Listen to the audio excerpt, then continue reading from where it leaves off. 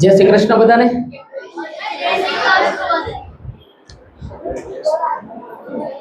ખાસ તો સૌથી પહેલા પ્રવીણભાઈ, હેતલબેન અને સમસ્ત શિક્ષક મિત્રો અને સમસ્ત નચિકેતા વિદ્યાલય છે એને ખાસ વિશેષ અભિનંદન એટલા માટે આપવા પડે કે રાત્રે 9-10 વાગ્યાનો સમય થઈ રહ્યો છે અને આટલો બધો શોર બકોર બાળકોના વિકાસ માટે આપણે કરીએ છીએ. એકમાં જોરદાર તાળીઓ આપણા સૌ માટે પડવી જોઈએ કે ક્યાંક બાળકોમાં કઈક સારી સ્કિલ્સ આવે એટલા માટે આપણે બધા અહીંયા ભેગા થયા છીએ.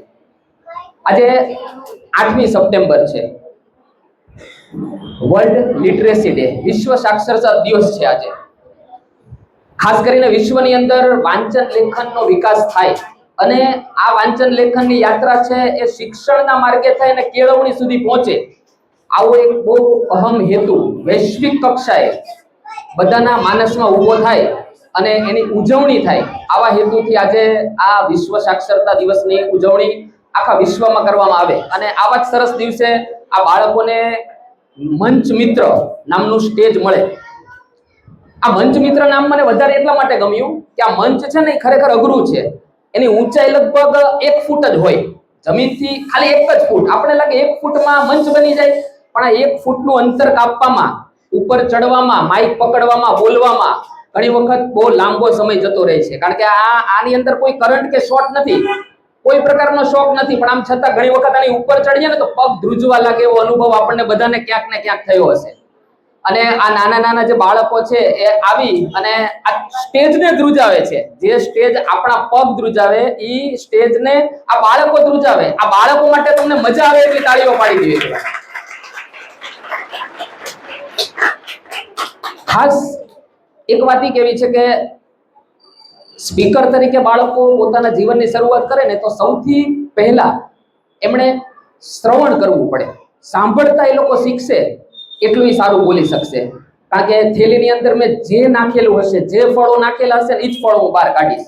એટલે આ લોકોના મસ્તિષ્કની અંદર જેટલું તમે સારા વિચારો, સંસ્કારો અત્યારે નાખશો ને એટલા સંસ્કારો બહાર ઉભરાઈને આવવાના છે. ખાસ એક વાત એ કહેવી પડે કે આ એ સમય છે કે જ્યારે બાળકોને વાર્તાઓ કહો. અહીંયા માતાઓનું પ્રમાણ વધારે છે એટલે માતાઓને મારે એક નાનકડી વિનંતી કહેવી છે કે જેટલી બને એટલી વાર્તાઓ આ બાળકોને કહો. જેમ એક નવજાત શિશુ છે ને એને માતાના દૂધની જેટલી જરૂર પડે ને એટલી જરૂર બાળક મોટું થાય ને પછી એને વાર્તાની પડે. કારણ કે વાર્તાઓ જે છે, એના વિચારો જે છે, જે સંસ્કારો છે એ બાળકોના મનમાં આજે જશે તો આ બાળકો એક સારા વ્યક્તિ, સારા નાગરિક, સારા વિચારક બની અને આ દુનિયાને મળવાના છે.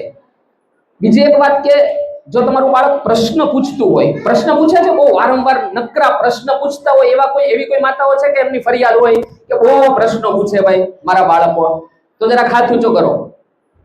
એક જ ભાઈ છે? જો આવું હોય ને તો એ ભાઈને મારે ખોબલે અભિનંદન પાઠવવા છે. એટલા માટે કે તમારું બાળક પ્રશ્ન પૂછે છે ને એટલે એ શીખી રહ્યું છે. શીખે કોણ? પ્રશ્ન પૂછે એ.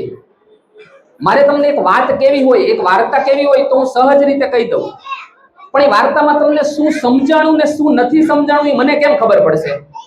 તો એ બાળકો એના પ્રશ્નો દ્વારા આપણને પૂછે છે કે મને આ વાત સમજાણી નથી.